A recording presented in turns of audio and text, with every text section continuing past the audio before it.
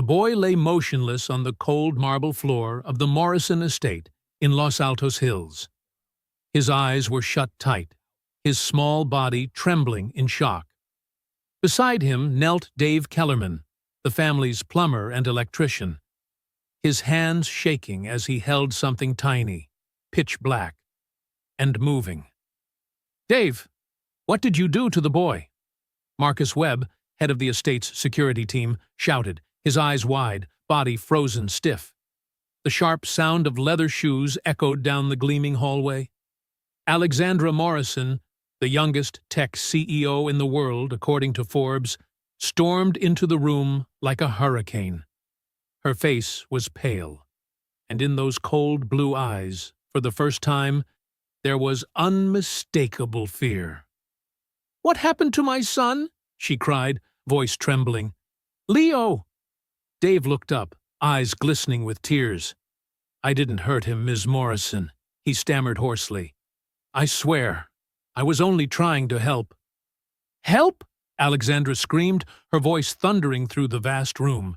"You touched my son?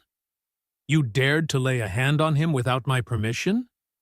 Slowly, Dave opened his rough, calloused palm. Resting inside was something strange.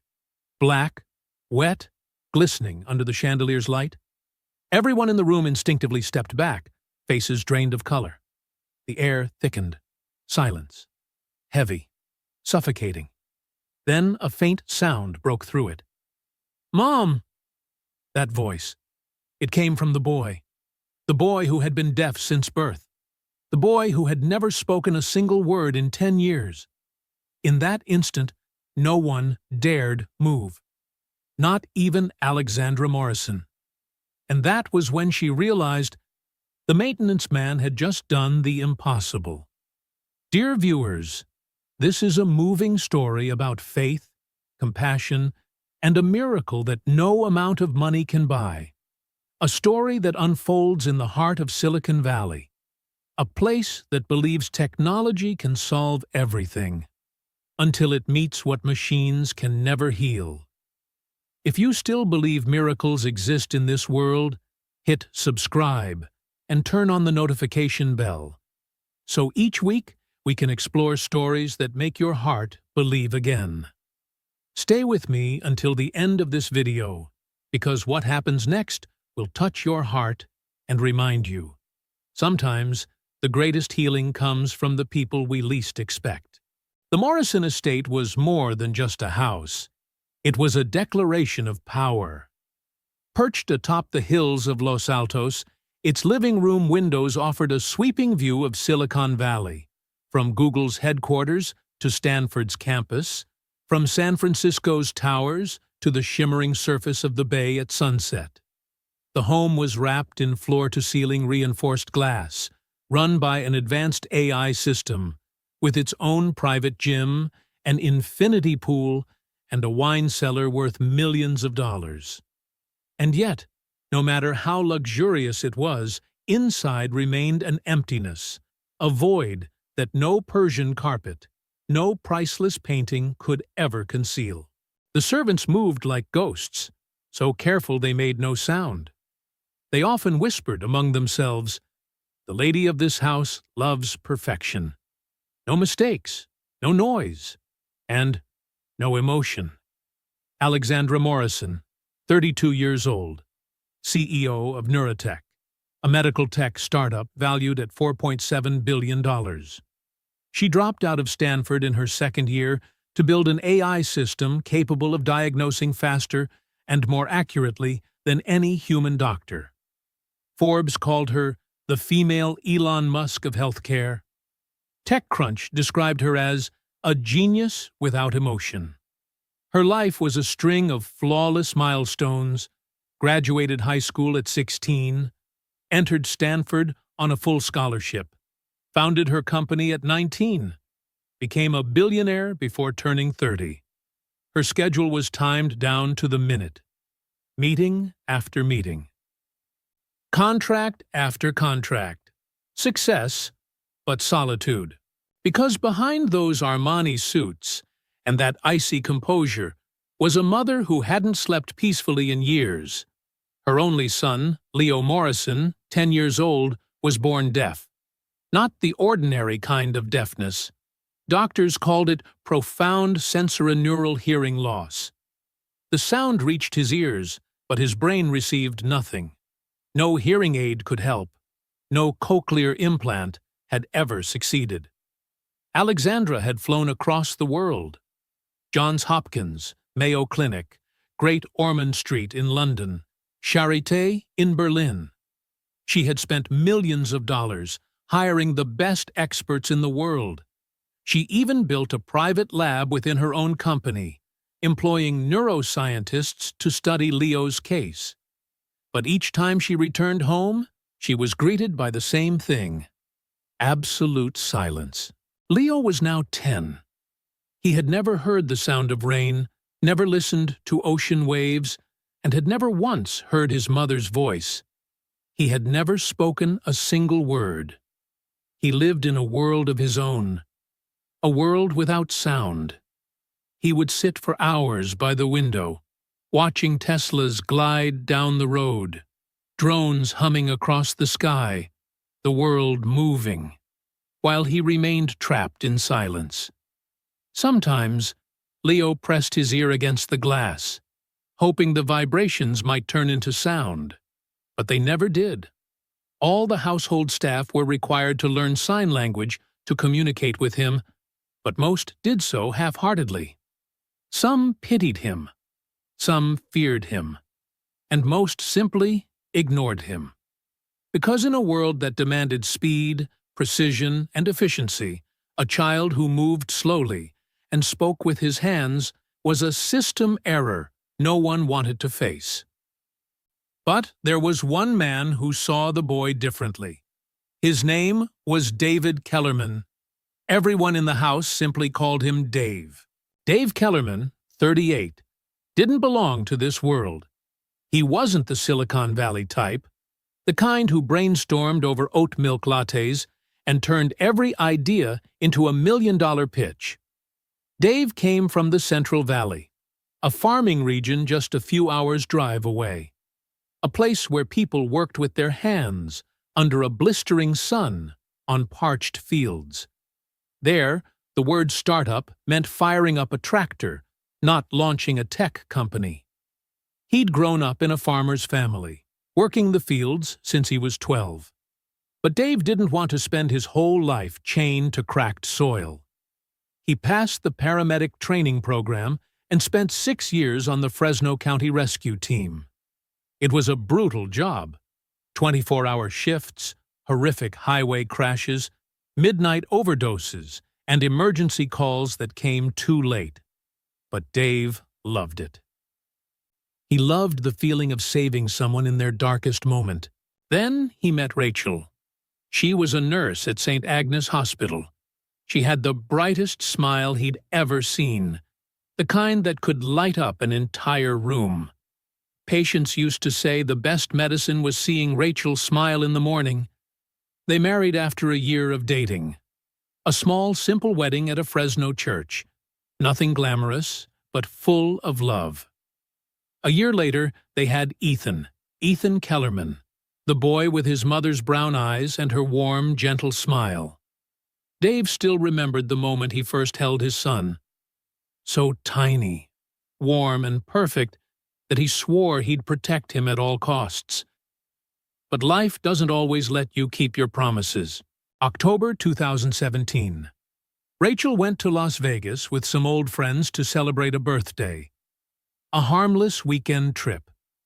Dave stayed home, taking care of Ethan, who was 4 at the time. On the night of October 1st, as Dave was feeding his son dinner, the phone rang. An unknown number. He answered. "Is this David Kellerman?" The woman's voice trembled. "Yes, speaking." "Are you the husband of Rachel Kellerman? What's going on? You need to come to Las Vegas immediately." The Route 91 Harvest shooting, the deadliest mass shooting in modern U.S. history. 58 dead, over 850 injured. And Rachel Kellerman, was among those who never came home. Dave still remembered that overnight drive to Las Vegas, Ethan asleep in the back seat. He remembered the hospital's cold hallway, the white sheet over the familiar body, the small hand gripping his pants, and the trembling voice asking, "Daddy, where's Mommy?" After that, everything fell apart. Dave couldn't keep working as a paramedic. The sound of ambulance sirens made him panic. The smell of antiseptic made him sick. He quit, used the insurance payout and charity funds to arrange Rachel's funeral, then moved to California, hoping for a new beginning. But new beginnings aren't easy. Not when you're a single father with no advanced degree, no connections, and a past too painful to explain in any job interview. Dave took whatever work he could find: security guard, Uber driver, food delivery. Eventually, he landed a stable job: maintenance technician for a luxury property management company. It wasn't glamorous, but it was steady, and it came with health insurance for Ethan, the most important thing. One of the sites under his care was the Morrison estate. Dave had worked there for 6 months before everything happened. He fixed air conditioners, replaced light bulbs, checked water filters, and maintained the smart home systems. It was quiet work. He came, did his job, and left. No one paid him any attention. Until he met Leo. The first time Dave saw Leo Morrison, the boy was sitting on the marble steps, lining up toy cars in perfect rows. Dave walked by, about to say hello, but Leo didn't look up, didn't react. He was too focused. Dave noticed something strange. The boy moved too carefully, too silently. Not like other 10-year-olds, who were loud, restless, bursting with life. He asked Marcus Webb, the head of security, "The boy, is something wrong?" Marcus gave him a cold look. "Not your business." "I was just asking." "The kid's deaf, can't talk, and it's not something you need to worry about. Get back to work." Dave nodded, but his chest tightened. A deaf child, in a house overflowing with wealth, technology, and power, still living in silence. He thought of Ethan, his 9-year-old son in Sunnyvale.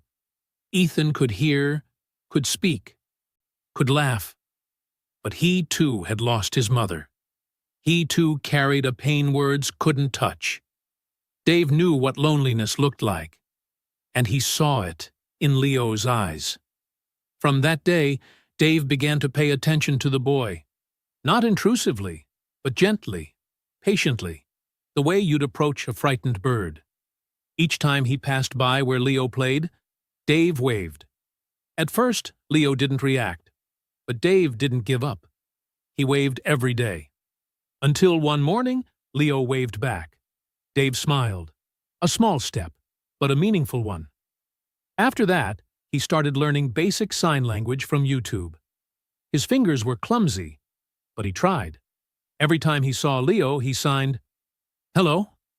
Leo's eyes widened in surprise, then he signed back, "Hello."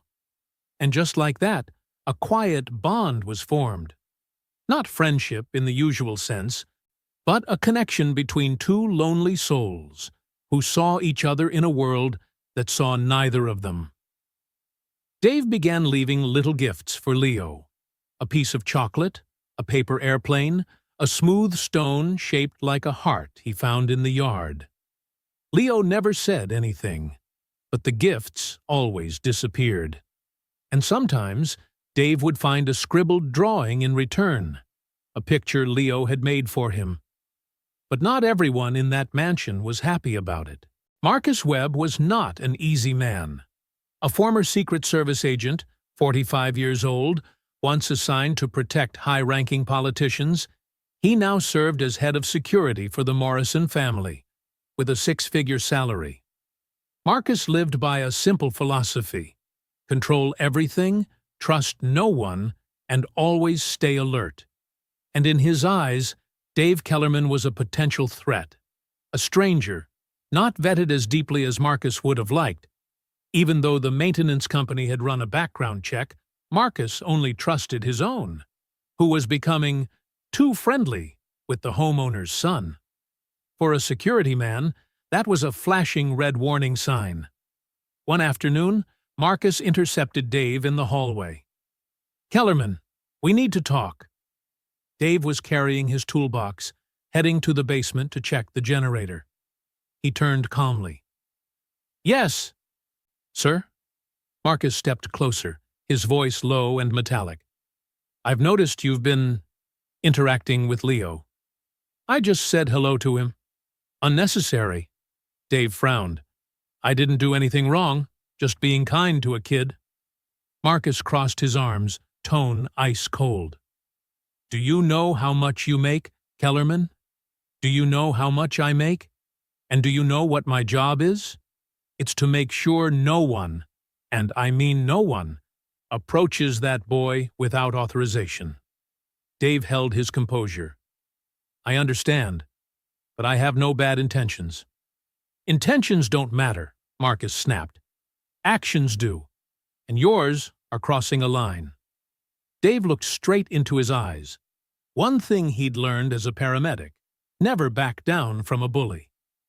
"With all due respect, Mr. Webb, I'm just being a decent human to a lonely child." "There's nothing wrong with that." Marcus's jaw tightened. "You want to keep this job?" Dave said nothing. "Then do your job. Fix things, maintain systems, and stay away from the boy. Clear?" Dave clenched his teeth. "Clear." Marcus turned and walked away, leaving Dave standing alone, furious, but powerless. But Dave didn't stop. He couldn't. Because every time he looked into Leo's eyes, he saw Ethan. He saw his own son. He saw the children he'd once saved as a paramedic. And he saw Rachel, the wife who'd taught him that kindness is never wasted. So Dave kept waving to Leo, kept signing hello, kept leaving those little gifts. Until one day, he realized something was wrong. It was a sunny March afternoon. California's breeze rustled through the oak trees in the mansion garden. Dave was fixing the automatic sprinkler system in the backyard when he noticed Leo sitting alone by the pool. The boy kept touching his ear, wincing, then lowering his hand, again and again. Dave watched carefully. The movement wasn't normal. Not an itch, not mild discomfort. It was pain. He set down his tools, rinsed his hands, and walked closer, stopping a few feet away so as not to startle the boy. "Hey," he signed. Leo looked up, offered a faint smile. "Hi. You okay?" Dave signed slowly. Leo hesitated, then shook his head. "Ear hurt?" Leo nodded. "How long?" Leo raised 5 fingers. 5 days. 5 days of ear pain. And no one knew. Dave's chest tightened. "You told your mom?" Leo shook his head quickly, fear flashing in his eyes. "Why not?" Leo signed a word that took Dave a few seconds to recognize. "Doctor." "You're scared of doctors?" Leo nodded, trembling. Then signed again, clumsy but clear. "They hurt me. Always. Tests, needles, machines. I hate it." Dave felt his heart squeeze. This boy, he'd been through countless tests, surgeries, experiments, poked, injected, trapped inside roaring MRI machines, hearing vibrations he couldn't even process. And now, Leo was so afraid he'd rather endure pain than speak up. Dave swallowed hard, forcing himself to stay calm. "Let me look at your ear, okay? I promise I won't hurt you." Leo's eyes filled with doubt. Dave placed a hand on his chest. "I swear, I used to be a paramedic. I know how to be gentle." Leo hesitated, then finally nodded. Dave crouched down to the boy's eye level. "Turn your head a little." Leo did. The afternoon sun fell directly on his ear. Dave squinted, inspecting carefully. At first, nothing. Then, something glimmered deep inside, something black, unusual, moving. Dave's breath caught. He jerked back. Impossible. He looked again, and this time he was certain. Something alive was inside Leo's ear. His pulse raced. He'd seen strange things during his paramedic days: beans, insects, bits of cotton lodged in ear canals, but this was different, larger, deeper, and it seemed like it had been there for a long time.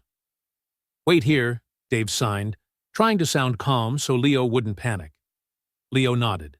Dave pulled out his phone, opened a browser, typed "foreign object in ear canal plus hearing loss plus child." Dozens of medical articles appeared.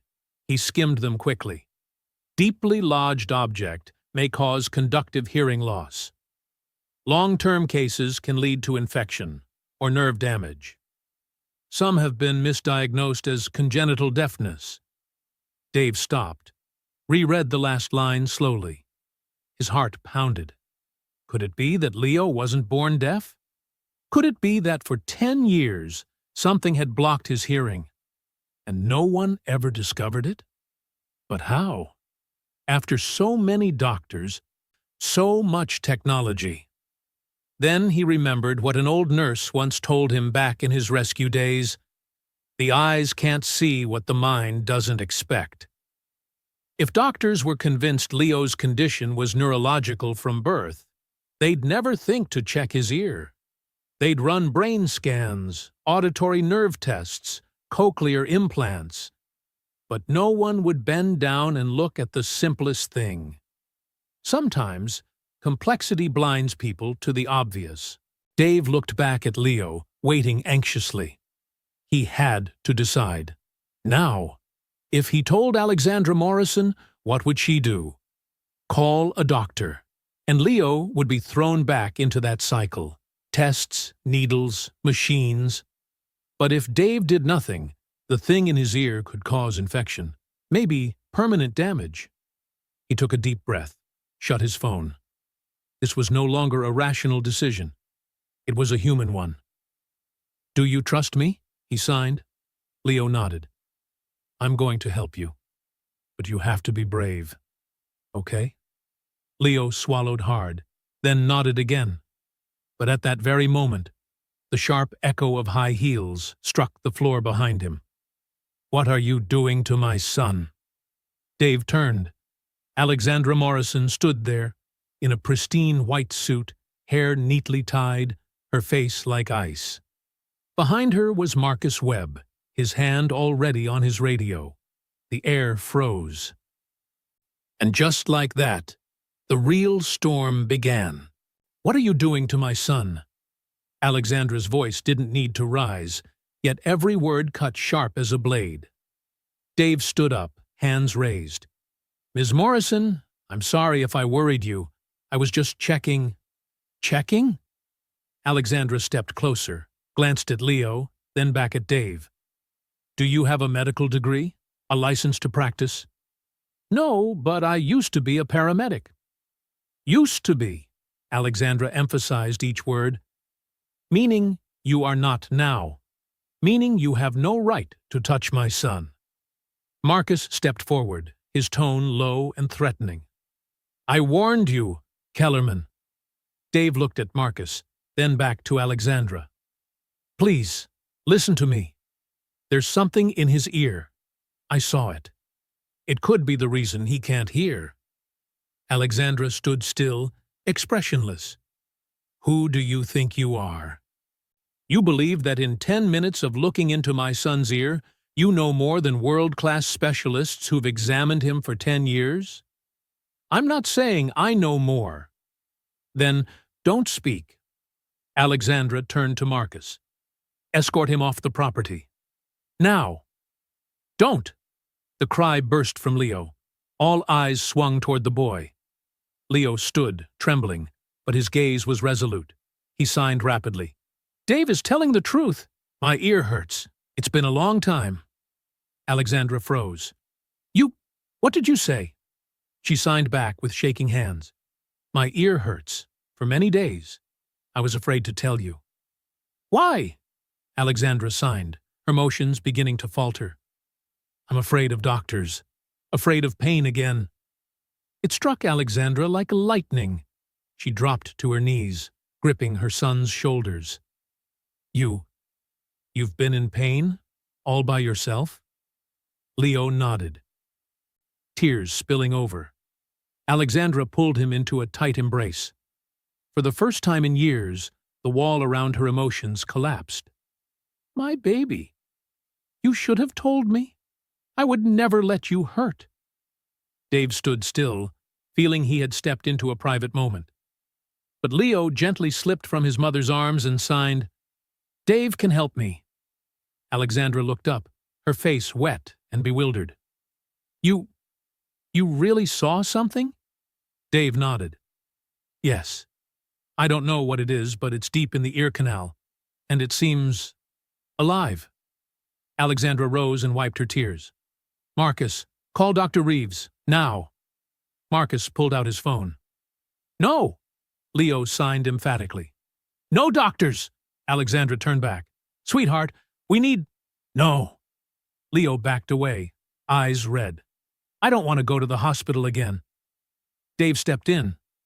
Ms. Morrison, if you allow me, I can try. If it's just a foreign body, I've handled many similar cases, gently, quickly, without pain. Alexandra looked at Dave, then at her son. She stood between reason and instinct, between medical protocol and trust in a stranger. Marcus spoke up. Ms. Morrison, this is not a wise decision. If anything goes wrong… Marcus, be quiet. Alexandra kept her eyes on Dave. If you hurt my son, I will ruin your life. Do you understand? Dave nodded. I do. And if you're not certain, not even a little, you stop immediately. I promise. Alexandra turned, knelt, and took Leo's hand. Are you sure? I can call a doctor here. They can give you pain relief. Leo shook his head and signed. I trust Dave. Alexandra closed her eyes, drew a deep breath, then looked straight at Dave. Do it. Dave nodded and turned to Marcus. I need a small flashlight, medical tweezers if you have them, or fine forceps, and antiseptic. Marcus hesitated. Do it, Alexandra ordered. Marcus clenched his jaw and went for the supplies. Dave knelt beside Leo.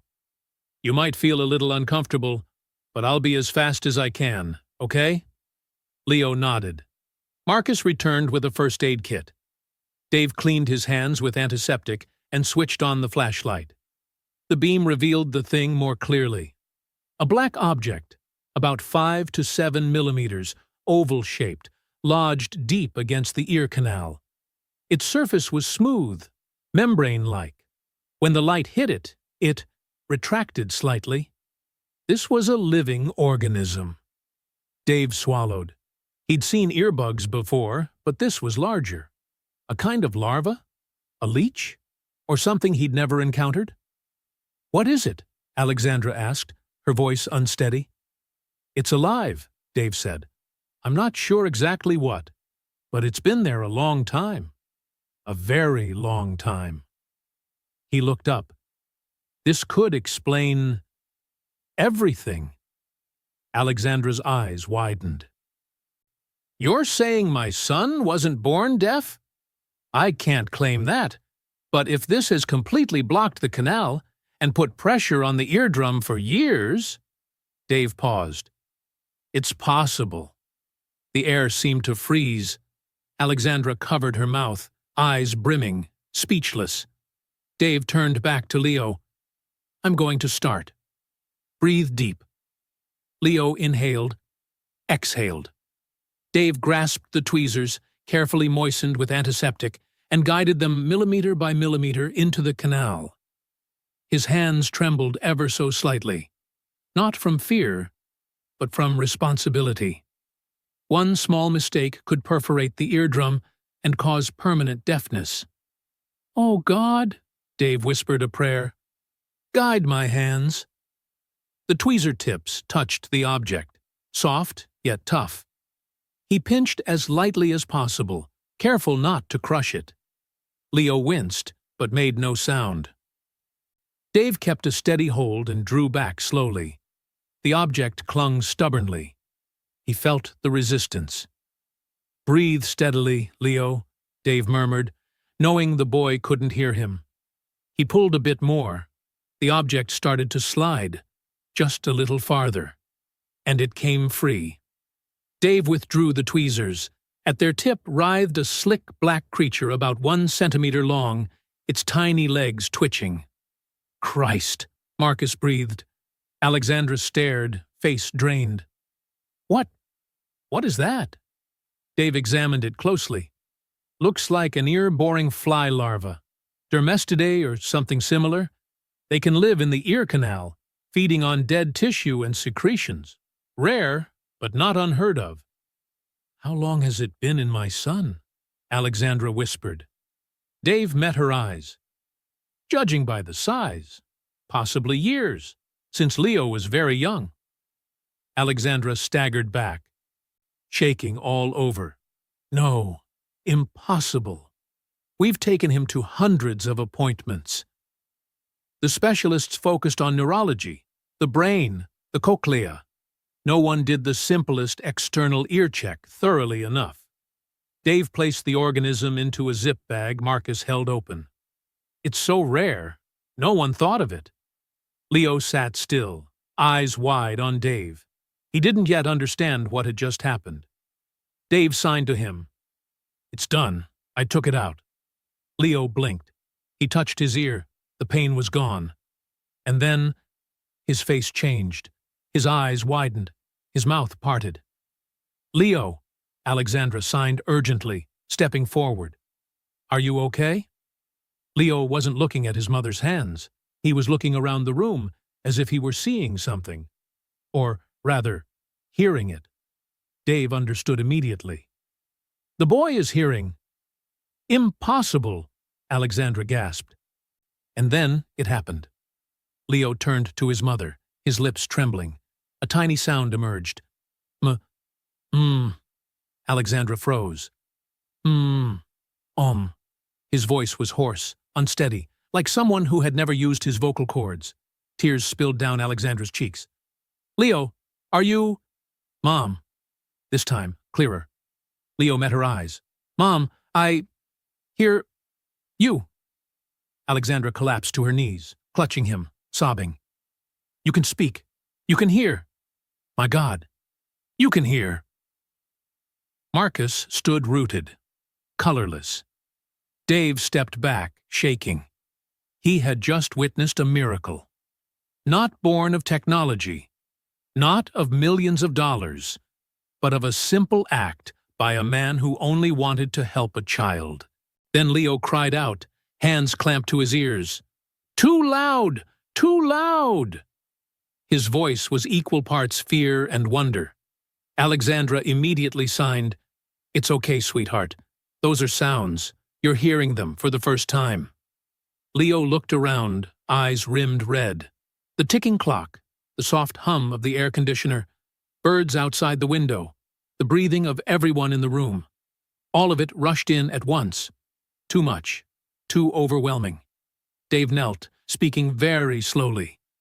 "Leo, look at me. Breathe. Slowly." The boy fixed on Dave's eyes. Dave tapped his shoulder gently, in rhythm. "Slowly. You're okay. These are sounds. You'll get used to them." Dave's voice was low and warm. Leo began to calm. Then he whispered, "Your voice. I know. Your voice." Dave smiled, tears falling. "Yes, it's me. Thank you." Leo threw his arms around him. Dave hugged the boy and closed his eyes. He thought of Rachel, of Ethan, of the people he had once saved, and of this time, the time he saved a child in a way he'd never imagined. Alexandra Morrison was not the kind of woman who let emotions dictate her decisions, but right now, standing in the living room watching her son, the child she once believed would live forever in silence, listening to birds sing and laughing softly, she felt her entire world collapse and rebuild in the same heartbeat. "Marcus," she said, her voice cold but firm, Call Dr. Chen. Tell him to come here. Not tomorrow. Not tonight. Now. Marcus immediately dialed. Dave stood, wiping his hands on his pants. I think I should go. Leo needs time with his family. Stay. Alexandra turned to him, her eyes unwavering. You just did what the world's top doctors couldn't. I want you here when they explain why. Dave nodded, though a quiet unease rose in his gut.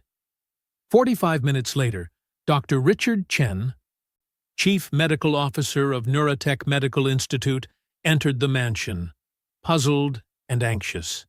At 58, his hair was completely white. Once head of neurology at Stanford, he'd been personally recruited by Alexandra with what she called an impossible-to-refuse offer. Ms. Morrison, I came as soon as... He froze when he saw Leo sitting on the sofa, wearing noise-canceling headphones, and talking to his mother. He's speaking? Dr. Chen blinked, stunned. Not just speaking. He's hearing. Completely. Alexandra handed him a Ziploc bag. Inside, the black larva writhed faintly. This is what Mr. Kellerman removed from my son's ear. Dr. Chen lifted the bag, his face blanching. This is a living organism? Ear-boring fly larva, Dave said. I believe it's been there since Leo was very young, blocking the ear canal and pressing on the eardrum. Only now did Dr. Chen turn to him. And you are? Maintenance technician, former paramedic.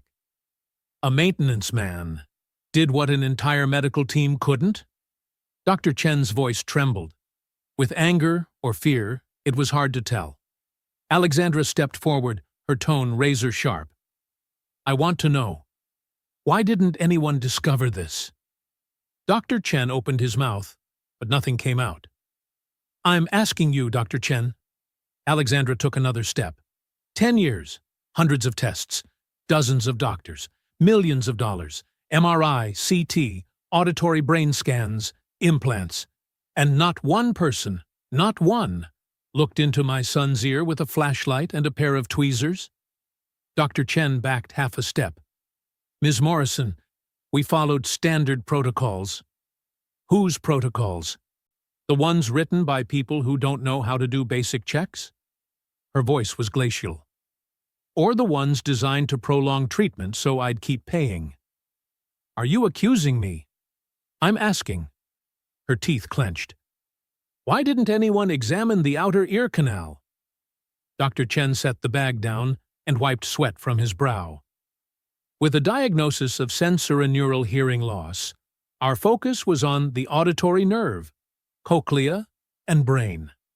Conductive hearing loss, from blockage, is usually obvious, with distinct symptoms.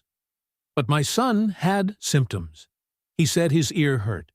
He was uncomfortable. And no one asked? Alexandra turned to Marcus. Pull his medical records, all of them. I want to know how many times Leo complained about ear pain. Marcus opened his iPad and accessed the database. Dave glanced at Dr. Chen. In the man's eyes, he saw a familiar look. Guilt. Not the guilt of malice, but of blind faith in a system that had forgotten what healing meant. Marcus looked up, pale. Ms. Morrison, 14 times. In the past 3 years, Leo's file notes ear discomfort 14 separate times. Alexandra froze. And? Each entry is marked as behavioral manifestation of frustration. No ear examination was ordered. The air thickened. Alexandra turned sharply to Dr. Chen, eyes blazing. You thought my son's pain was just a behavioral manifestation? Instead of checking, you wrote it off as frustration? Ms. Morrison, given the established diagnosis, I don't care about context, Alexandra shouted, her voice cracking. My son was in pain. He needed help, and you all ignored him. Dr. Chen bowed his head. I'm sorry. Sorry isn't enough. Alexandra strode to her desk, opened her laptop. Marcus, arrange a press conference. Tomorrow. Ms. Morrison? Dr. Chen stammered. I'll make everything public. The records, the costs, every time my son's symptoms were dismissed. She looked him dead in the eye. And I'll sue Neurotech Medical Institute, my own company. Dr. Chen went white. You can't. I'm the CEO. I can. Alexandra's fingers flew across the keyboard. And I will, because if this could happen to my child, when I have money, power, and access, it's happening to countless others. Dave spoke quietly, but firmly. Ms. Morrison, forgive me for saying this, but I don't think this is just about your hospital. She turned. What do you mean? Dave took a slow breath. You took Leo everywhere. Johns Hopkins, Mayo Clinic, London, Berlin. They all missed it. This isn't one institution's failure. It's a failure of the system itself. Alexandra looked at him for a long moment, then nodded slowly. You're right, Dr. Chen whispered, voice trembling. So, what will we do? Going public will destroy the industry's credibility. Good, Alexandra cut him off. If that credibility is built on ignoring suffering children, then it deserves to be destroyed. 18 hours later, press room, Palo Alto. The conference room was packed. Reporters from TechCrunch, Wired, the New York Times, and CNN filled every seat. Cameras flashed. The air buzzed with tension like a gathering storm. Alexandra Morrison stepped to the podium. Black suit, no jewelry, hair pulled back tight. Today, she wasn't the face of a billion-dollar empire. She was a mother who'd waited too long. Leo sat beside her, noise-canceling headphones still on, eyes bright with pride. Dave stood in the background. He hadn't wanted to appear, but Alexandra insisted. Thank you all for coming, Alexandra began, her voice calm but heavy. I didn't prepare a speech. I just want to tell the truth. The room fell silent. For 10 years, I believed my son, Leo, was born deaf. I spent millions, traveled across the world, sought out the best doctors, the most advanced technology. She paused, swallowed hard. But we were all wrong. Leo wasn't born deaf. He was deaf because a living larva was inside his ear, something no doctor ever found. Until a maintenance worker, not a physician, not a specialist, shone a flashlight and used a pair of tweezers. Murmurs rippled through the room. I'm not here to blame a single person, she continued. I'm here to say this. Our medical system has failed. We've become so dependent on technology, so enslaved to protocol, that we've forgotten the basics. Alexandra looked straight into the cameras. My son complained of ear pain 14 times. 14. And every time, the record said, behavioral manifestation of frustration. No one checked. Because once a diagnosis is stamped, the system doesn't allow anyone to question it. She gripped the microphone. I founded Neurotech because I believed AI could revolutionize medicine. I still believe that, but technology will never replace this. She placed a hand on her chest. Compassion, humanity, the ability to look a child in the eyes and know something's wrong. Alexandra turned and gestured for Dave to come forward. He hesitated, then stepped up. This is David Kellerman, she said, maintenance technician, former paramedic, single father, and the man who saved my son's life. Dave bowed slightly, uneasy under the flood of lights. Alexandra continued, Mr. Kellerman didn't do this for money or recognition.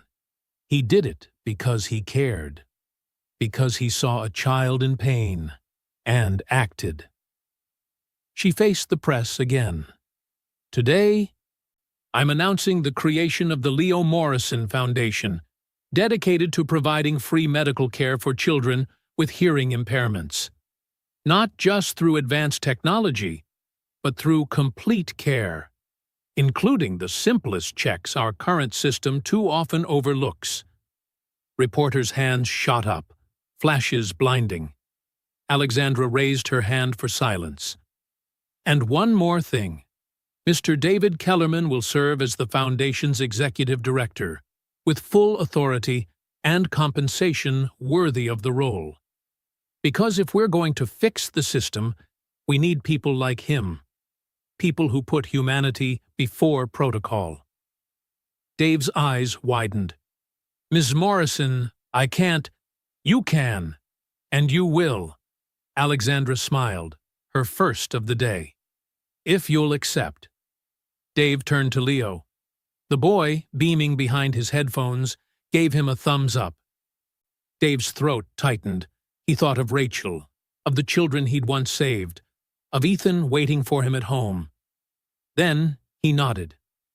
I accept. The room erupted in applause like thunder. 2 weeks after the press conference, the medical world shook. The Lancet, one of the most respected medical journals in the world, published an urgent editorial. The Morrison Case, a wake-up call for diagnostic protocols. The Journal of the American Medical Association, JMAA, launched a formal investigation into diagnostic anchoring bias, the tendency to cling to an initial diagnosis and ignore new evidence. Both Johns Hopkins and Mayo Clinic announced full reviews of every pediatric hearing loss case from the past 10 years. The FDA issued new guidance. All pediatric hearing loss diagnoses must include a physical examination of the outer ear canal using an otoscope before any advanced testing. But not all responses were positive. Some physicians fumed, accusing Alexandra of undermining trust in medicine. Some lawyers threatened lawsuits for defamation. Some investors dumped Neurotech stock, sending the company's valuation down 30% in a week. Alexandra didn't flinch. She personally poured $500 million of her own fortune into the Leo Morrison Foundation. She fired the entire executive board of Neurotech Medical Institute and built a new team, one that included nurses, paramedics, and field clinicians, not just degrees and titles. As the Foundation's executive director, Dave Kellerman spent his first 3 weeks studying everything he could about childhood hearing loss. He assembled a 20-person team, half medical professionals, half parents of deaf or hard-of-hearing children. We don't need more doctors, Dave said at the first meeting. We need more human beings. He founded Morrison Mobile Clinics, fully equipped medical trucks that traveled across California, offering free ear screenings for children. No insurance, no paperwork, just show up. In the first month, they examined 847 children. They found 12 cases like Leo's. Foreign objects in the ear canal, mistaken for congenital deafness. 12 children heard for the first time. 12 families wept. 12 miracles. But not all stories ended happily. One evening, Dave sat alone in his new office at the Foundation's Mountain View headquarters. Streetlights sparkled outside like low-hanging stars. His phone rang, an unknown number. David Kellerman. Mr. Kellerman, this is Michelle Cole. My daughter Lily was examined by your team last week. Dave remembered immediately. Lily, 6 years old, completely deaf since birth. They'd run every test, no foreign object. Diagnosis, congenital sensorineural deafness. Yes, I remember Lily. How is she? Michelle's voice quivered. You gave us hope. And now we know there's no miracle for our child. Do you have any idea what that feels like? Dave closed his eyes. I'm so sorry. I know. No, you don't. She began to cry. For 6 years, I accepted it. I learned sign language, built a life around it. Then you came along and made me believe maybe Lily could be like the Morrison boy. But she's not. Dave swallowed hard. Mrs. Cole, I'm truly sorry. We never wanted to create false hope. I know, she said softly. I know your heart is good. But please remember this. Not every deaf child needs to be fixed. Some of us have learned how to be happy as we are. She hung up. Dave sat in the dark for a long time. He understood something then. He couldn't save everyone, and sometimes saving wasn't what people needed. He called Alexandra. We need a new division in the foundation, he said. What kind of division? A deaf community support unit. Not to cure, to celebrate, to help families accept and thrive. Alexandra was silent for a few seconds. Then she spoke quietly. You're right. Do it. Leo Morrison now had to learn how to live in a world full of sound. And that, as it turned out, wasn't as easy as everyone thought. During the first week, he could barely sleep. Everything was too loud, too new, too overwhelming. The ticking clock, the hum of the air conditioner, the whistle of wind through the windows, birds singing, airplanes overhead. All the sounds others took for granted were, to Leo, a storm that never stopped. Alexandra hired both an auditory therapist and a speech pathologist. Every day, Leo practiced distinguishing sounds, forming words, and controlling his voice. Sometimes too loud, sometimes so soft it was barely a whisper. But the hardest part wasn't learning to speak. It was going to school. Leo was transferred from his school for the deaf to a regular public school. There, he became the strange kid. Mom, why do I sound different from the others? He asked one night after his first day. Alexandra sat beside him, pulling him close.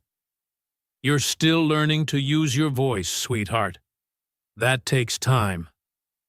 But they laughed at me. Tears rolled down his cheeks. They mocked me, Mom. Alexandra's heart shattered. Do you want me to move you to another school? Leo shook his head, his voice barely a breeze. I want to stay. I want to be normal. Alexandra hugged him tight. You already are. Just a little different? And different is never wrong. But that night, after Leo fell asleep, Alexandra sat in her study, staring at a framed photo of the two of them.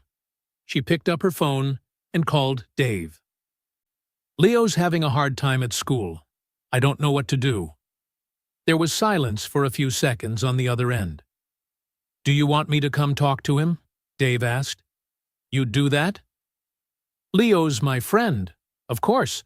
The next afternoon, Dave came to the Morrison estate after work, bringing Ethan, his son. It was the first time the two boys met. Leo, this is Ethan, my son, Dave said. Leo looked at Ethan. Ethan, 9 years old, tan-skinned, warm brown eyes, and an easy grin. Hi, Dad said you just learned to talk? Cool. Leo hesitated. Yeah, but I sound weird. Ethan shook his head instantly. Nah, you just sound like someone with an accent. Like my grandma. She speaks English with one. Not weird, just different. Leo blinked. Really? Really? Dad told me your story. You couldn't hear for 10 years, and now you're learning to talk. That's not weird. That's amazing. Leo laughed. For the first time in days. The boys started playing video games. Ethan taught Leo the Whisper Challenge, the one where you mouth words and try to guess them. Leo giggled, his voice shaky at first, then stronger, clearer. For the first time, he felt comfortable with the sound of his own voice. Outside, through the glass, Dave and Alexandra stood watching in silence. Both of them smiled. Thank you, Dave, Alexandra said softly. It's nothing, he replied. Sometimes kids don't need specialists. They just need a friend. Alexandra turned to him, her voice barely above a whisper. You know, I used to think that if I controlled everything, I could protect my son. But you've shown me that sometimes what he needs most is someone who truly cares. Dave nodded. Leo's a special kid. He's going to be fine. Thanks to you? She hesitated, then asked quietly, Dave, why did you do it? Why risk your job, your life, everything, for a child you barely knew? Dave looked out the window, at the two boys laughing together. Because once I couldn't save the person I loved. I couldn't save my wife.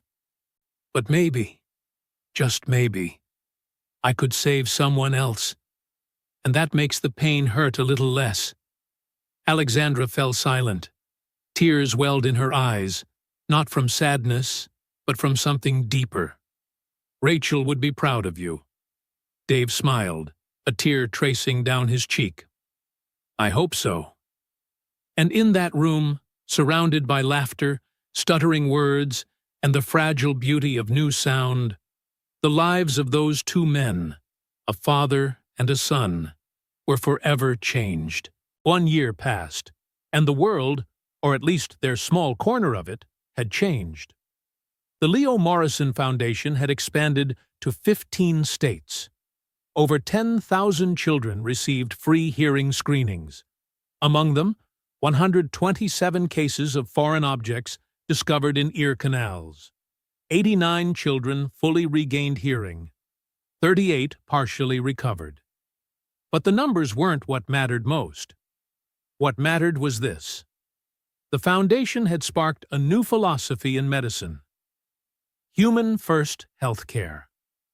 Doctors were now trained not only to work with their hands, but to listen with their hearts, to ask better questions, to observe more carefully, to see patients not as reports or diagnoses, but as human beings.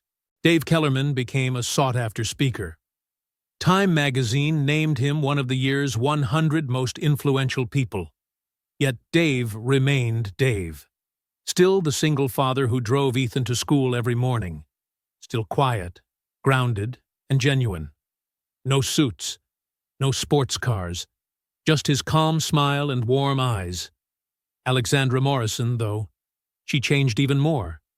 She learned to let go of control, to truly listen to her son, to measure success by happiness, not profit charts. She found joy in small things. Leo's laughter when he first heard music. The clear, bright way he said, "Mom," each morning. Neurotech kept growing, but in a different direction. Technology no longer replaced humanity. It supported it.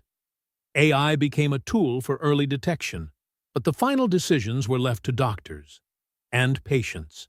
And Leo, the boy who once lived in silence, was now 11.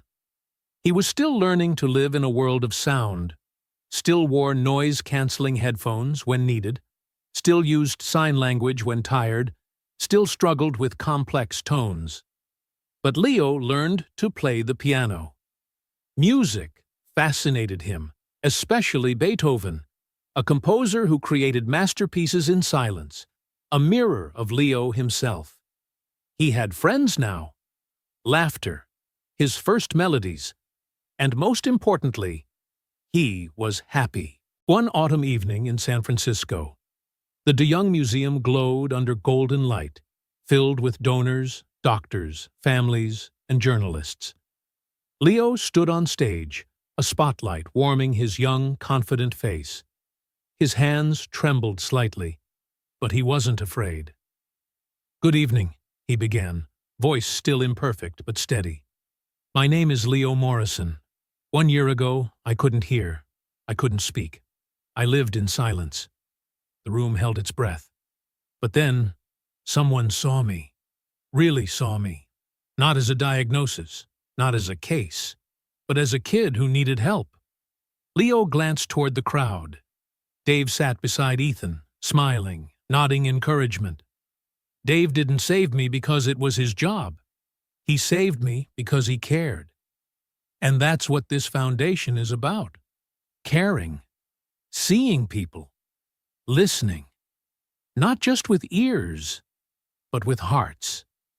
He paused, taking a deep breath. "I'm still learning." Every day I hear new sounds. Every day I learn new words. It's hard. Sometimes I want to go back to silence because it's easier." He looked at his mother. Alexandra wiped tears from her eyes, lips trembling. "But I don't. Because now I can hear my mom say, 'I love you.' I can hear my friend Ethan laugh. I can hear rain and music and birds." His voice shook. "So thank you. Thank you to everyone who believed I could hear. Thank you to Dave, who saw what no one else did. And thank you to all the families here tonight who are fighting for their kids." Then Leo raised his hand, forming the deaf sign for "I love you." A simple, universal gesture that said everything. We don't need to be fixed. We just need to be seen. The entire hall rose in a standing ovation. Not polite applause, but thunderous, tear-soaked gratitude. Many cried openly. Dave stood, clapping hard. Ethan beside him did the same. Alexandra walked onto the stage, pulled her son into her arms. Leo hugged her back, small but strong. And in that moment, beneath the lights, before hundreds of witnesses, Alexandra leaned down and whispered into his ear, knowing he could finally, truly hear her. "I'm so proud of you, baby. So proud." Leo smiled through his tears. "I know, Mom. I can hear you." And his laughter, pure, unguarded, ringing through the hall, was the most beautiful sound anyone would ever remember. Ladies and gentlemen, the story of Leo Morrison is not a fairy tale. It isn't perfect. It isn't easy. Leo still struggles every single day. He still battles overwhelming sounds, sleepless nights, and moments when silence feels like peace. He still walks between two worlds, the hearing and the deaf, never fully belonging to either. But he's alive. He loves. He is loved. And that is the real miracle. This isn't just Leo's story. It's a story about all of us. In today's world, we trust technology too much, depend on data, protocols, machines, and forget that behind every chart, every diagnosis, there's a person. A child in pain. A family losing hope. A heart quietly breaking. Alexandra Morrison, with all her power and brilliance, couldn't save her son because she was too busy chasing complex solutions and missed the simplest one, right in front of her. But Dave Kellerman, an ordinary man, a single father, a maintenance worker, did what hundreds of doctors could not. Not because he was smarter, but because he cared, because he saw, because he listened. Not with his ears, but with his heart. That's the lesson. Sometimes, the strongest healing doesn't come from laboratories or machines, but from compassion.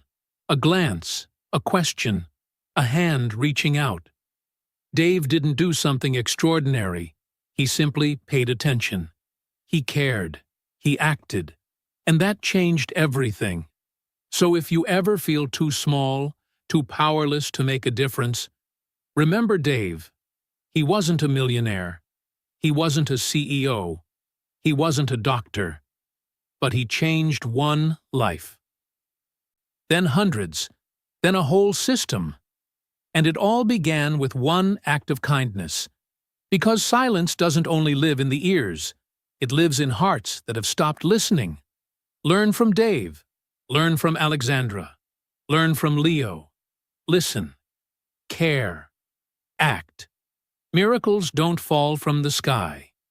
They rise from people. Ordinary people choosing to do extraordinary things out of love. The sky burned amber. Waves brushed the shore. Dave and Ethan walked hand in hand along the beach. Dave paused, staring at the vast ocean. He thought of Rachel, of what he'd lost, and what he'd found again. "Dad," Ethan asked softly, "do you think Mom would be proud of you?" Dave smiled, tears glinting in the sunset. "I think she would, son. I think she would." And in that moment, with the sound of waves, the wind, and the golden light, Dave felt peace for the first time in years, because he had turned pain into purpose, loss into love, and silence into sound. That was the greatest miracle of all. If this story touched your heart, like to support the channel, subscribe, and turn on the bell for more meaningful stories. Comment below. Where are you watching from? And what lesson from this story moved you the most? Because your words might be the small light that helps someone else find their way out of the dark. Thank you for staying till the end. And remember, listen not only with your ears, but with your heart. See you in the next story.